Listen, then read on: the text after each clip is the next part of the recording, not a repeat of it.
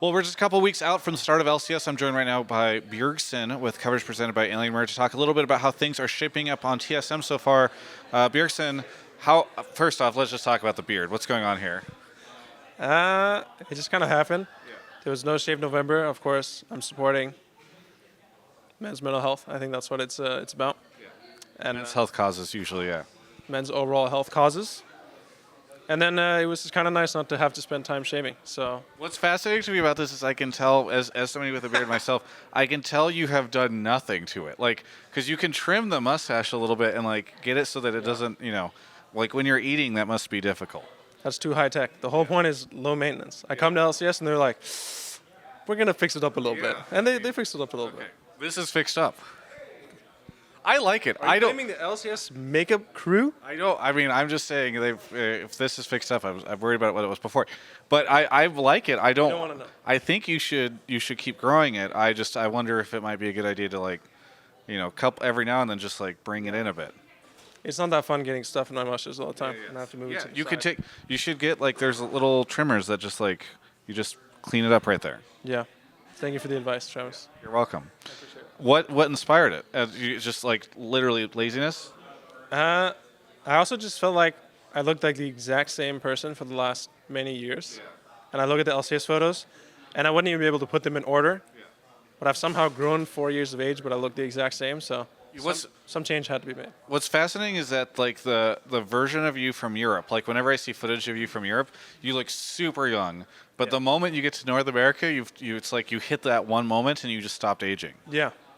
But now I aged like 10 years in this off season. So. I was gonna say, was this just what happens whenever you go through a 2018 season like TSM did? And you don't make it to Worlds. You've become a grizzled old man. It's very rough. It's the depression beard. I've been told it's called. So. Good. Well, I'm glad you're making it through. What has off season been like for TSM? This is pretty big roster change and setup and everything. Yeah, it was pretty long, for sure. I was really motivated at first, like, oh, now I have an off season, I can do stuff. But eventually, you just want to play. And when they started releasing like the Rise music video and KDA, and I watched finals, I just wanted to play. But scrims were still so far away that it felt like if I'm grinding solo queue 2-3 months out from the first day of scrims and 4 months out of LCS, it's not like the best use of my time. So definitely just wanted to play a lot sooner than I did. Obviously, we had quite a lot of changes, and I think some of them were kind of bound to happen, like the coaching staff changes. Otherwise, obviously, we were kind of struggling to figure out what we were going to do with our coaching staff last year, and we had a lot of shape-ups, and eventually, like, Parth was back on stage and this whole thing. So I knew that there were going to be changes in coaching, but luckily, my ex-teammates like Hanser and Mithi, they found solid teams to go to. What's it been like working with Zix? It's been really good. He's definitely been like the most structured coach I've had that just sets like kind of like a playbook for the team, or he just is really good at summarizing kind of what we learned so that we're constantly learning things and then moving on, but still maintaining those skills rather than just like in a lot of my previous teams, we focus on one thing, and then as soon as we move on to another thing, that thing kind of drops off or people aren't as focused. But he's really good at keeping us in check and keeping us accountable to the things that we've already kind of taken time to learn. Was Parth not organized? You said he's the most structured. I feel like I would have imagined Parth as being super structure guy.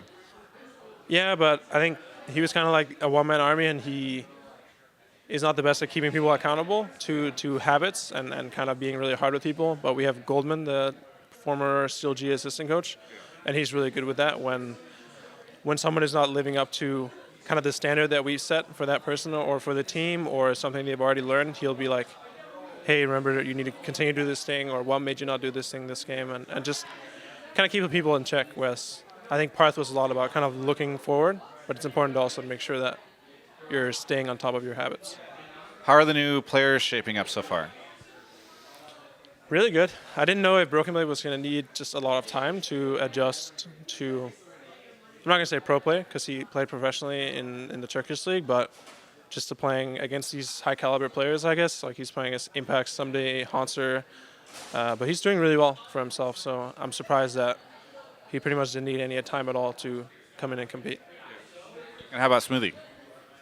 I mean, Smoothie, he's just obviously really good. Well, I just meant like... I think it's just like a given that Smoothie's good. I thought Smoothie was good for a long time. I thought he was the best support in LCS for a long time, especially 2016, 2017. Just felt like he was a super good support player, and he's also the leader and the shot caller of pretty much all the teams that he's been on. And he's probably been the most communicative teammate that I've had to play with. So it's really nice to play with him. Do you think he'll end up becoming the shot caller? Yeah, but it just depends what you define the shot caller as. I think Smoothie communicates the most, but it doesn't necessarily mean that he's going to communicate everything all the time and like microing teammates, because that's not what he wants to do, and that's not what I think anyone should do at this level of the game. But he's really good at kind of painting the picture of what we want to do, and he just has a lot of valuable information. So I think that obviously we have multiple people talking, but it seems like Smoothie consistently talks the most. How do you feel about the other teams through coming into the LCS, the new rosters and all the new lineups, imports, etc.? I don't know if there are any that stand out to you. I mean, I think obviously TL just looks pretty strong off the bat, and I think that they're going to do well. They just have a really solid foundation that they can build off of with the 3 previous TL players, and they're just bringing in 2 really experienced and really skilled players. So I think obviously they're going to do well. I'm excited to just play against Froggen again, play against Crown if he makes it out. I don't know if he has his visa yet, but I haven't seen him in solo queue or anything. So it's fun getting to play a new kind of mid laners. Yeah. I mean, you've played against Froggen before, right?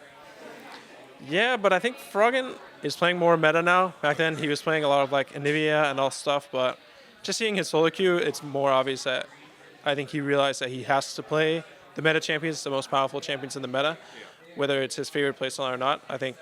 I was surprised with how much he is adapting, and I think it's just a good thing.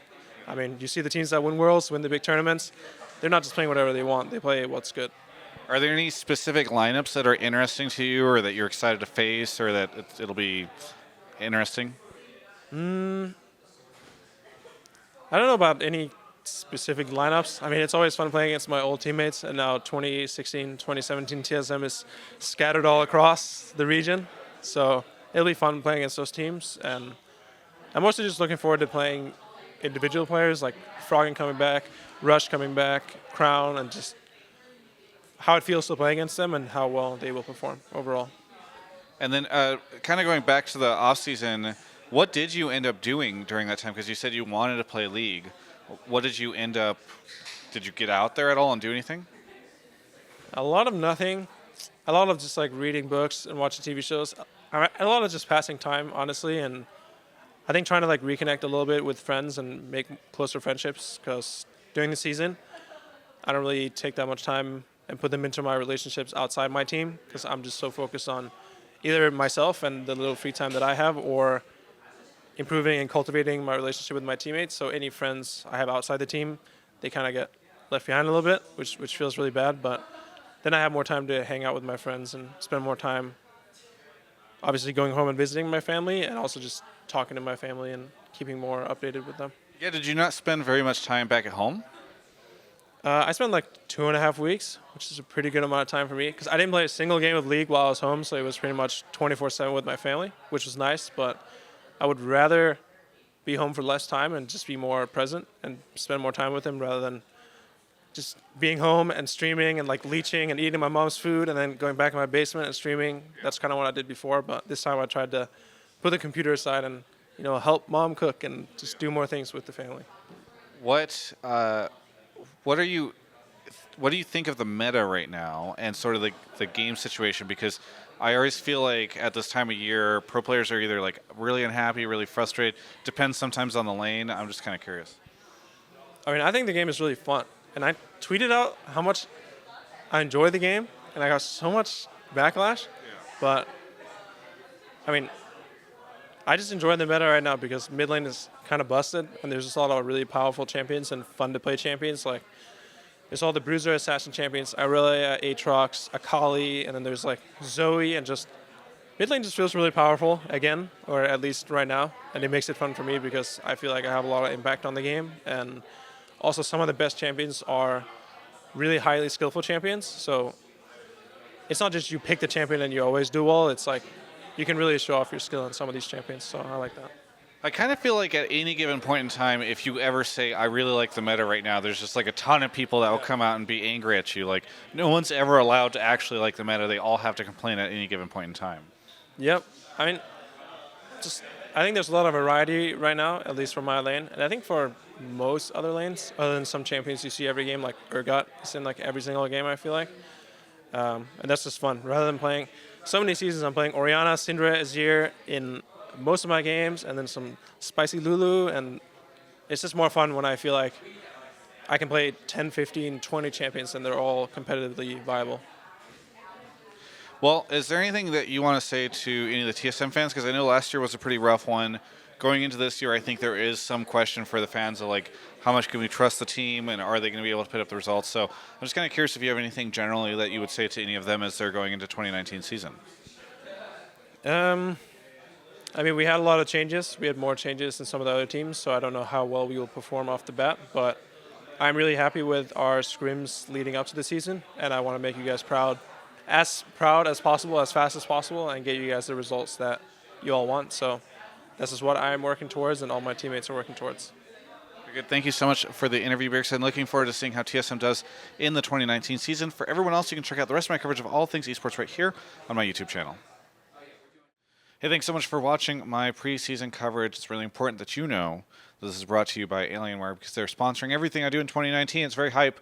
I don't know if you've seen the video yet. It's on my channel. You can go check it out. It's the announcement video. It's great. Anyway, the point is that I'm really excited to be returning for LCS interviews this year. It's going to be rad. Those are coming up in just a couple of weeks. Until then, you've got this preseason coverage here. And if you could do me a big favor, go down and check the links in the description because there's some cool stuff down there, including, by the way, a link over to Alienware's site, dell.com/Travis. That helps me out. They just announced a bunch of cool stuff at CES, and so you can check out what they've done over there. It's really great. Can't wait to produce more content like this for you throughout the year, and stay tuned for that. Thanks so much.